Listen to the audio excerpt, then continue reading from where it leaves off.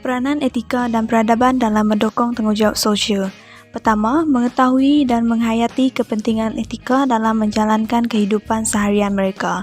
Kedua, mengetahui dan menghayati kepentingan mereka yang memainkan peranan penting bagi mendukung dan mewujudkan masyarakat yang sejahtera, adil dan selamat. Tiga, sentiasa peka dan menyedari serta menghalang setiap amalan yang tidak beretika daripada berlaku dalam kehidupan masyarakat di Malaysia. Empat, memperhatikan nilai-nilai dalam keadilan sosial yang menjadi teras dalam mewujudkan sebuah masyarakat yang harmoni. Apakah tanggungjawab sosial? Tanggungjawab sosial ialah satu kemampuan refleksi seseorang individu terhadap pandangan hidup tentang keadilan dan kebaikan demi kesejahteraan hidup bersama. Kedua, merupakan pilihan atau pembuatan keputusan dan tingkah laku seseorang yang memberi kesan kepada alam persekitaran di mana ia tinggal.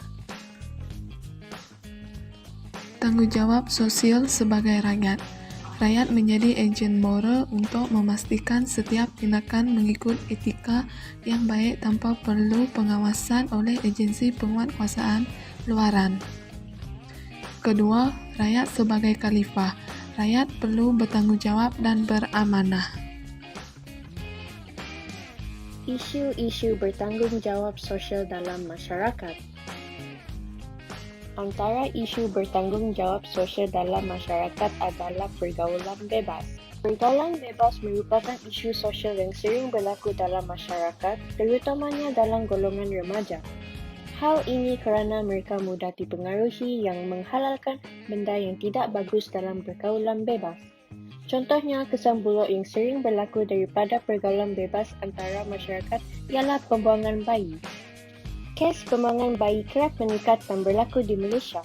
Punca pembuangan bayi ini berlaku disebabkan kehamilan tidak diingini, seks rambang dan luar nikah. Malah, kerajaan Malaysia perlu mengambil berat akan pendidikan seksual yang membantu masyarakat, terutamanya kepada golongan remaja, supaya pendidikan seksual dapat memberi pengetahuan berkaitan dengan kesihatan, tingkah laku seksual dan pembiakan. Selain itu, isu penjagaan warga tua juga merupakan antara isu bertanggungjawab sosial dalam masyarakat. Isu penjagaan warga tua semakin pudar di kalangan masyarakat serta kerajaan di Malaysia. Mereka sering menyuarakan pendapat dan membuat beberapa inisiatif dalam menangani isu tersebut. Hal ini menyebabkan bilangan penghuni warga emas di rumah orang tua meningkat. Menurut statistik Jabatan Perangkaan Malaysia, golongan warga emas berjumlah 22.0 juta orang atau 7.7% daripada 28.3 juta penduduk Malaysia sehingga tahun 2011. Contohnya, kes yang sering berlaku dalam segelintir golongan warga emas yang tersisih adalah masalah kewangan dalam keluarga dan tiada waris yang dapat menjaganya, terutamanya ketika pandemik melanda.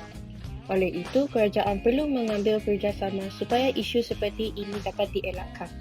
Sebagai contoh, menyediakan pelbagai kemudahan yang boleh melibatkan golongan warga emas dan mengadakan program bercorak ekonomi yang mampu menjana pendapatan kepada warga emas ini. Budaya vandalisme. Vandalisme merupakan tindakan merosakkan ataupun memusnahkan harta benda awam. Masalah ini sering dikaitkan dengan remaja pada masa kini. Hal ini kerana mereka menjadikan vandalisme sebagai sebuah medium untuk melepaskan emosi dan tekanan yang mereka hadapi.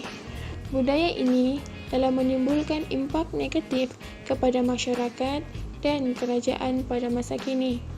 Selanjutnya, budaya black metal. Kemunculan budaya black metal di Malaysia bermula pada tahun 1970-an. Budaya black metal merupakan aliran lagu yang berunsurkan lirik liar dan ganas di mana sangat bertentangan dengan budaya timur. Oleh itu, pendekatan awal hendaklah diambil bagi menyekat pengaruh kumpulan tersebut dengan cara mengharamkannya.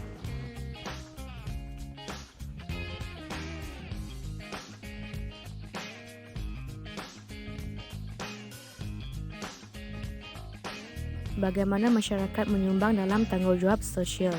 Yang pertama, libatkan diri dalam melakukan aktiviti ke atas alam sekitar seperti bergotong royong. Contoh pencemaran sungai yang pernah berlaku ialah di Sungai Tukang Batu dan Sungai Buloh yang terletak di Johor Bahru. Kedua-dua sungai ini yang terletak di kawasan perindustrian menjadi hitam dan berbau. Rakyat harus menjalankan aktiviti bergotong royong agar kegiatan bermoral ini dapat mewujudkan kawasan sungai dalam keadaan yang bersih dan indah. Yang kedua, beretika semasa menjalankan sesuatu tugasan seperti bertanggungjawab ke atas tindakan dan sikap sebagai seorang pekerja.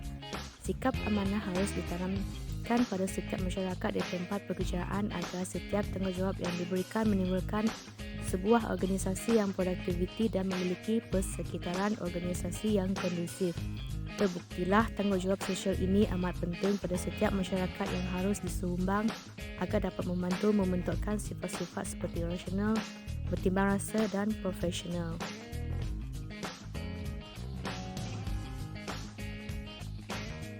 Taat kepada rakyat.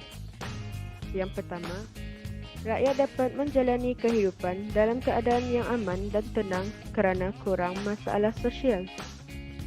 Yang kedua, rakyat dapat menjalankan perniagaan dengan lancar kerana kurang unsur negatif dalam menguruskan perniagaan.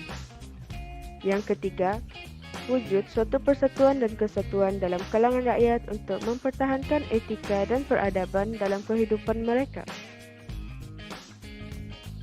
Kesimpulannya, etika boleh didefinisikan sebagai budaya yang baik dan prinsip yang perlu dipraktikkan dalam kehidupan seharian kita.